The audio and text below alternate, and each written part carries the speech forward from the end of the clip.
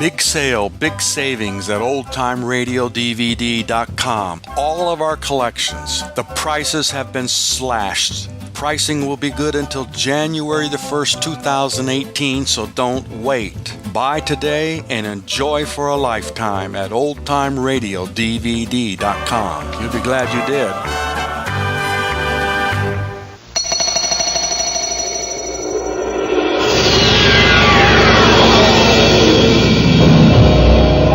Call of the open road. Man and boy and bike. No hurry. And the freeway stretching out forever. Or so it seems. Clean your goggles. Between the flies and the sweat, you'll see the truth. The freeway is flying towards a point on the horizon. The vanishing point.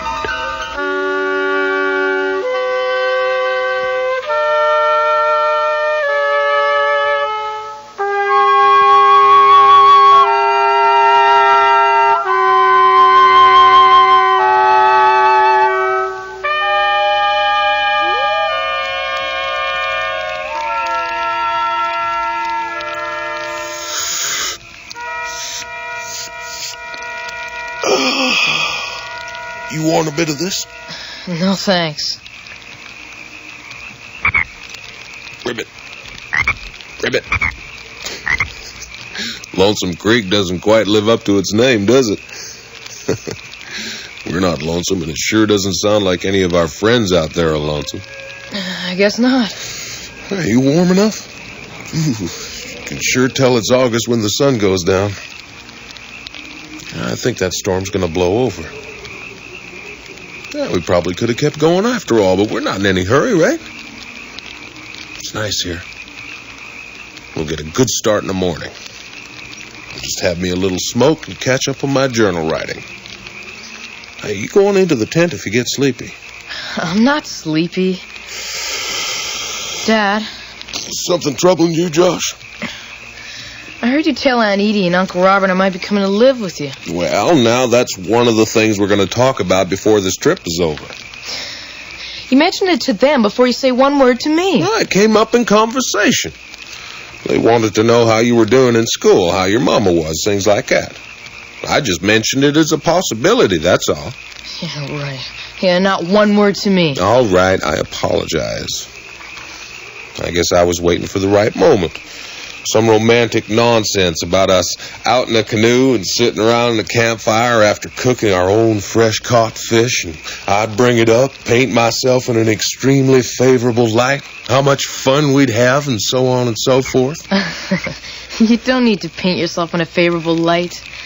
No? No. Why, thank you. Would you like to come and live with me, Josh? I don't know. Dad, could you teach me how to wave so that people wave back at me like they do to you? I saw you were practicing your waving all day. They all wave at you. Well, now they don't all wave at me. A lot of them do. Maybe.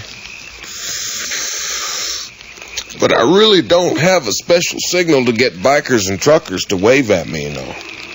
I don't know of such a thing. I mean, you tried all kinds of ways of waving today, and of course, sometimes the bikers and truckers waved at you, and sometimes it didn't. I hope it doesn't take you as many years as it's taken me to learn that I don't make people do things. My waving at the bikers and truckers, your waving at the bikers and truckers is only one of the variables involved. Well, the guy who doesn't wave may be thinking about where he's going to spend the night or how much longer he can go before he takes a piss. And the guy who does wave, well, maybe he needs to feel generous or waves at everybody like the Queen of England or just got laid and is feeling good. Who knows? But I'll tell you one thing. What's that? Oh, motorcycle riding seems to be good for sorting things out. What sort of things? Oh, any old thing. Hey, do you mind if I try out a few of my brilliant thoughts and insights on you? Go ahead. Sometimes I can't follow you, though. That's what my students say. Anyway, I'll just shoot my mouth off and toss out a few things I've been thinking about all day while you were practicing your waving. They have to do with motorcycle riding and Grandma Weaver. Grandma Weaver? Dad, she didn't even recognize us. I can understand she might not recognize me, but she didn't recognize you. Hey, now hold on. What makes you so sure she didn't recognize us? Now just hold your horses. We were standing right there, right by her bed, and she starts talking about her son up in Canada and how the kids don't live with them and so on. Okay, I admit it's pretty disconcerting. But don't you think it's pretty interesting how we arrive and after Aunt Georgie says, "Mother, here's some visitors for you," she opens her eyes and almost immediately starts talking about us? But she was talking about us as though we weren't there right in front of her. One of the boys lives up there in Canada. He's a college professor up there. It rains a lot up there in Canada. What's your name? Gave me the creeps. Well, what she said seemed to make sense to her. Didn't seem to give her the creeps. But even when you told her your name and my name, she didn't recognize us. How do you explain that? Well, just at the minute, I don't explain it, but I'm working on it. And the fact that she didn't use my name or your name the whole time we were there doesn't necessarily mean she didn't recognize us. Oh, no, not necessarily. Now, don't always take the easy explanation, Josh. I mean, if you want to get the most out of the brains you were so obviously born with, you've got to poke. You've got to challenge. You've got to rock the damn boat. I need to know a whole lot more about the brain. About what really gets stroked when somebody has a stroke. You know, Josh, everybody who's seen Grandma Weaver says she's really mixed up and is in bad shape mentally. And that's what I would have thought from all the letters that people have written me. People have known her all their lives. Until I saw her the other day. Now I'm not so sure. Now I think she's just using language, maybe even using memory in a way that I haven't thought about before. I think I might be onto something central about the way brains work. Where do the motorcycles fit in? Well, now, that is really interesting. You see, there's something powerfully paradoxical about riding a motorcycle on a trip. I mean, not just the real interesting thing that because I'm up in front and you're hanging on behind and we both got our helmets on, so there's no chit-chat like there would be in a car or a bus, and yet our bodies are close. You've got your arms around me part of the time, and it feels good, feels natural. But there's a whole different kind of reality going on. You know, something about paying close attention to the business of staying on the road. I mean, going fast on winding roads requires close attention. The margin for error is so small. At 60 miles an hour through a corner might be only a couple of inches wide on some corners. Adding a few more miles an hour through that corner might cut the groove down by half or more. You've got to pay attention. But the paradox is that paying such close attention to driving seems to stir up and integrate a whole lot of other things. I mean, I have more insights and ideas riding on that motorcycle than I have in a month behind my desk back home. It doesn't work that way on the freeway, though. It's too easy on the freeway. Maybe most of us live our whole lives on the freeway in a kind of stupor. Josh. Hey, Josh. Well, I knew I was boring, but I didn't realize I was that boring. Hey, son, you've got to wake up and crawl into the tent. You're too big to carry. I'm fine. Leave me alone. Now, come on now. Come on. Fine. Just leave me here. It's more my mistake.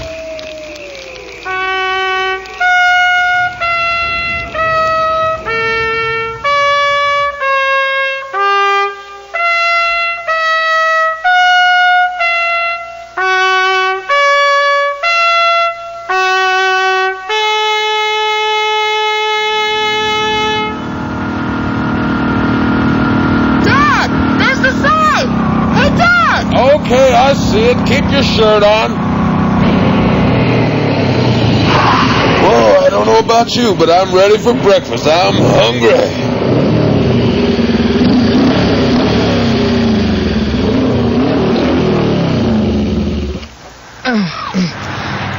Sorry I fell asleep on you last night. Hey, that's perfectly all right.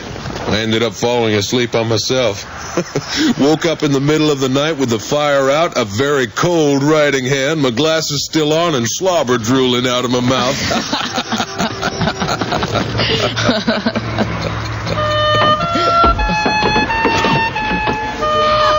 And that flash flood, it just never materialized. I got up in the middle of the night to put the horses away, and nothing happened. We're going to get it, though. Maybe tonight, or maybe tomorrow morning, but it's coming. Where are you going, Josh? I gotta go to the John. Okay, I'll just peel off a few layers of clothing in order. What do you want? I don't know, pancakes, guess. Hi there. Do you want menus or just coffee? Oh, hi there. Oh, you were in here yesterday. Yeah, that's right. Although storm clouds were building up so much and looked so threatening, we hightailed it back to Lonesome Creek where we got some exercise and a good night's sleep.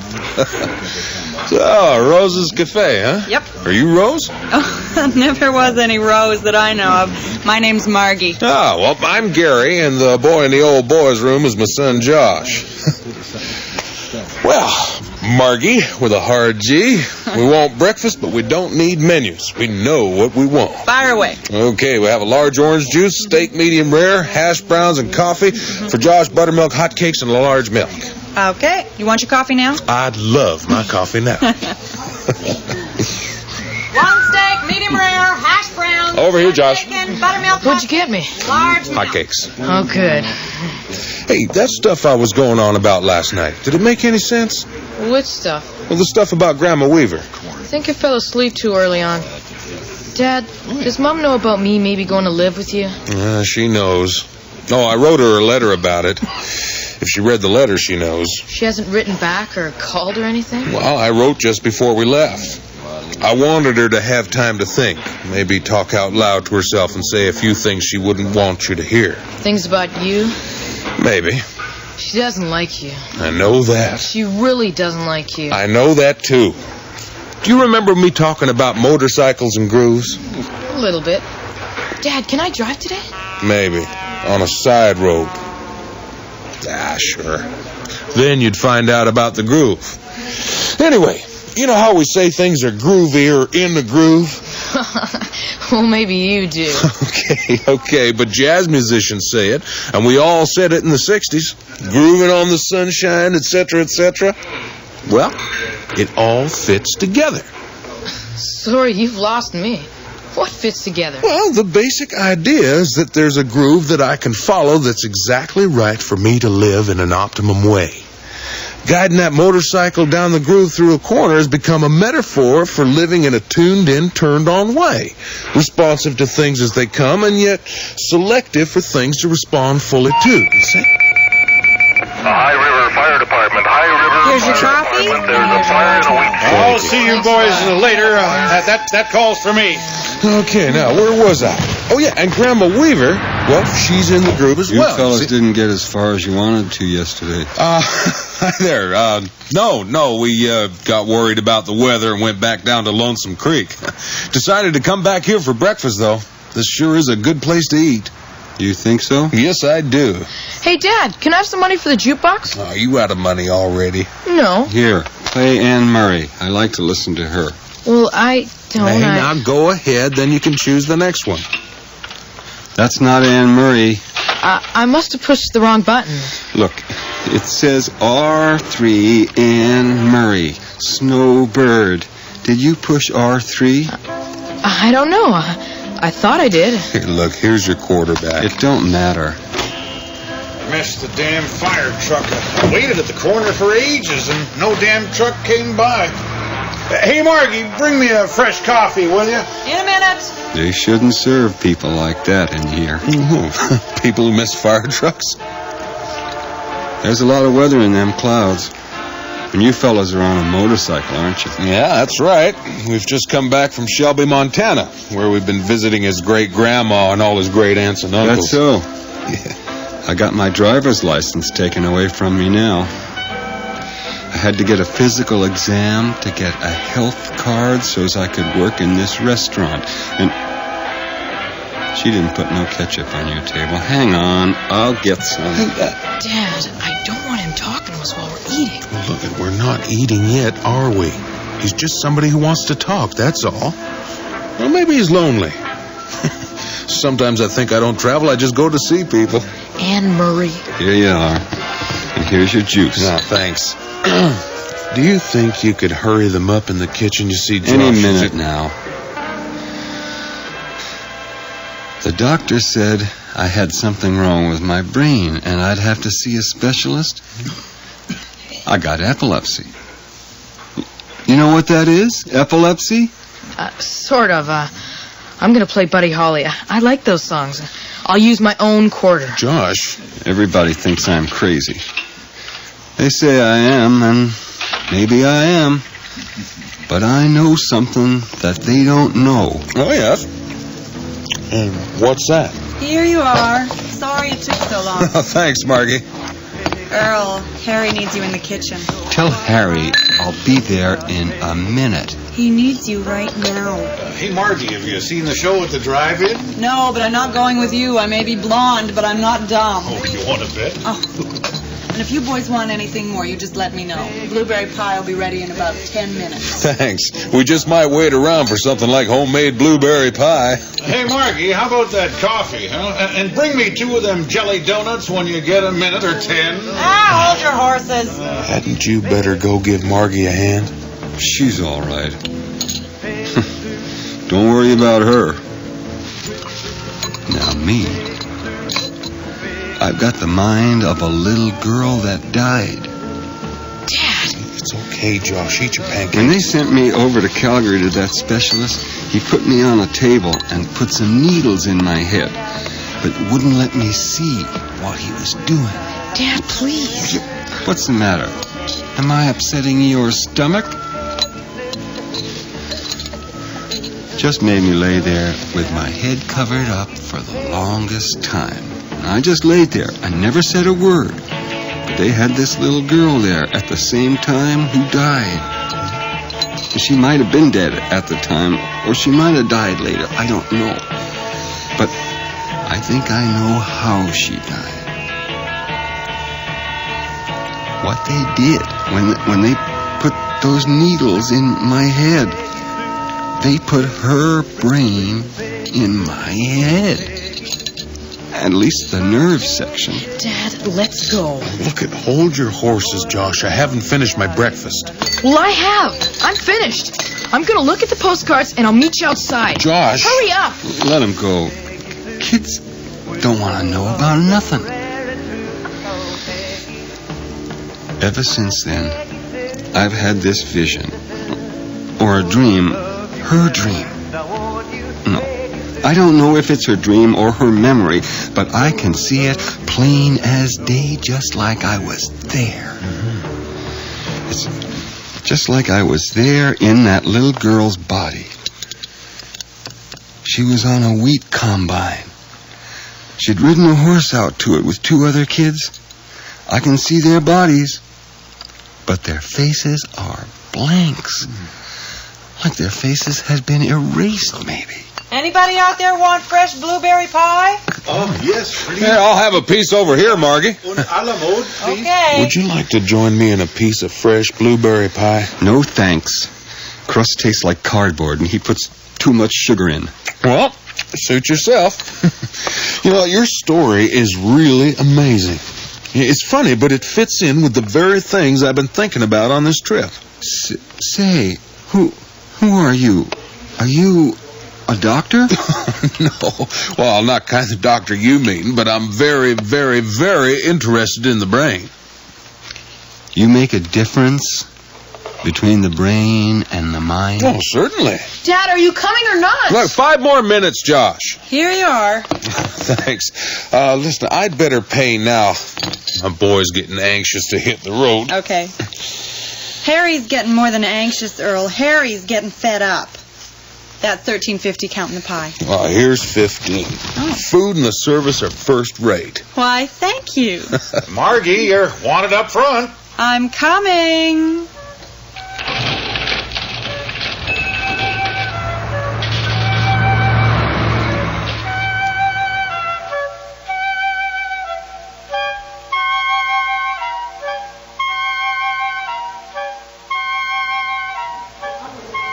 Did you find some postcards you liked? A couple.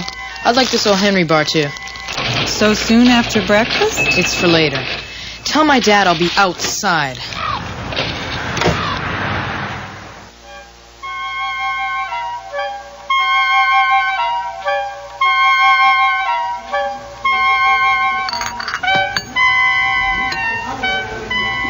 Of course there's a distinction. I mean, I could hold a dead man's brain in my hands, turn it around, feel its weight and so on, but unless I had known the man or read about him or heard about him or read something that he'd written, I wouldn't know anything about his mind. So, it's the little girl's mind you think you have, right? That's right. You want to hear exactly how it was? I certainly do. You mind if I sit down? Go right ahead. You know, when those doctors were putting the little girl's mind in my head, I could feel her mind coming into me. You could feel her mind coming? I could feel it coming, and I just let it come. I was laying there with dark cloths over my head for a long time, listening. I could tell that there was someone else nearby, but I didn't know that it was the little girl. The doctors were working on somebody, though. And then I felt this other mind coming, this other memory, and I knew I needed to be very still and let it come. I simply turned my own mind off. I said, "Mind, stop thinking. Stop thinking." And my mind just calmed down and quieted down real smooth. Real smooth. There wasn't nothing happening in there. I just waited. And pretty soon, here she came. She came in just like she'd been there forever. And I could see everything that happened on the wheat combine just like I was there. Everything. But those other kids' faces, there was just blanks instead of their faces. And the interesting part is that it's just that one part that I can see. And it's as clear as day, but nothing else. And even that part just stops blank. That man whipped the horse once, and it didn't do nothing. But then he whipped it again, and it took off running and dragged that little girl clear across the wheat field. But the vision just stops blank after a few seconds, and she's bouncing and screaming, and the horse's hooves are pounding in the dirt, and then click. Nothing more. I wonder if that's when she died. Oh, that's incredible. Tell me, do you have epileptic fits? Well, I used to. I don't have the fits anymore. I've got all that under control. But I sure have her memory. All the time, over and over. Earl! I'm coming. Yeah, Earl, stop filling that nice man's head full of lies. Lies? Lies, is it? You think that's strange, what I just told you? Yeah, strange and wonderful. What an amazing experience to have had. Not so amazing when you have to live with it day after day after day. When you... Earl. You see that man over there? Where? The one that called out to me, the bastard over there in the big hat. Oh, yeah, I see him. You two don't exactly seem to be kissing cousins. Kissing. Well, he was there. Too. On that combine, and this little girl had ridden up and tied the reins onto her hand. Well, that man over there took a bullwhip. There was a bullwhip there on the combine, and he began whipping that horse and whipping that horse and whipping it. Lord, how he whipped that horse! I don't know why. Well, it started to run off, dragging that little girl. And I remember all that. It didn't happen to me. It happened to her. But I got her memory up there in that hospital. Now I can't get rid of it. It's inside me for good, like a footprint in cement. can't stand it. I can't tolerate it much longer. I have to go now. Thanks for telling me your story. It's pretty weird, isn't it? Pretty weird, all right. Have you asked him about the little girl? Who? Kolosov? Yeah. He told me I was crazy, that he didn't know nothing about any dead little girl. He tells everybody I'm off my rocker. He'll tell you if you ask him. But he hasn't always lived near here. Mm-hmm. He comes from someplace else, someplace near Saskatoon. How do we know what happened over there in Saskatoon? Yeah, but the little girl who died was in Calgary. Why would they send a girl with a head injury all the way from Saskatoon to Calgary? I don't know. I'm not a doctor. He may never have come from Saskatoon at all. He just says his name is Kolosov and that he comes from Saskatoon and that he never knew no little girl in a wheat field. Earl, I really have to go now. You don't believe me, do you? I believe that you believe it. You don't know what it feels like. Having somebody else's memory inside your head. That man on the combine and the bullwhip, the sound of it, and the horse dragging that little girl and her screams. I hope nothing like that ever happens to you. I hope not. Earl! I'm coming. I'm coming.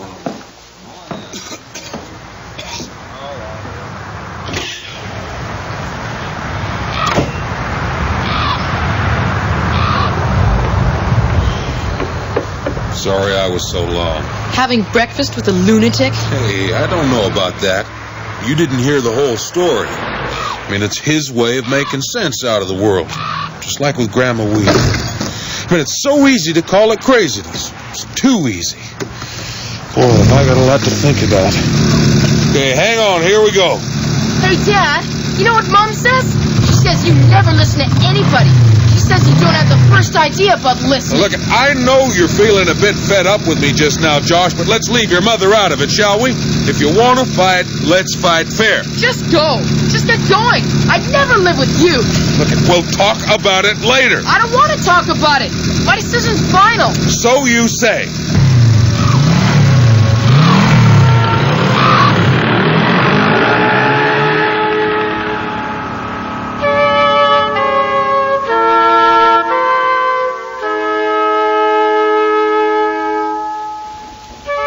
All wave at Gary. The bikers, the truckers, they all talked to him, seemed to know him. But Granny Weaver didn't recognize him. And sometimes Josh finds him a little hard to follow. Josh is riding right there behind him, but he's a blind spot in his father's rearview mirror. The mirror only reflects the freeway falling away behind him to the vanishing point.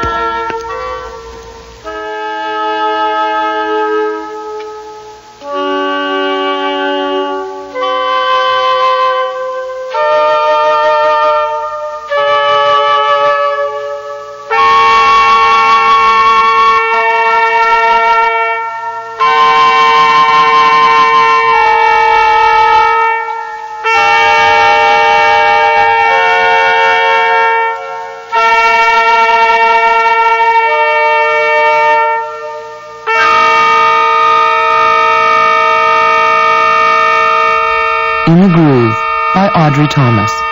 Featured in the cast were Gary Chalk as Gary and Sean Clements as Josh, with Tom Heaton as the man, Cam Lane as Kolosov, and Alana Shields as Margie.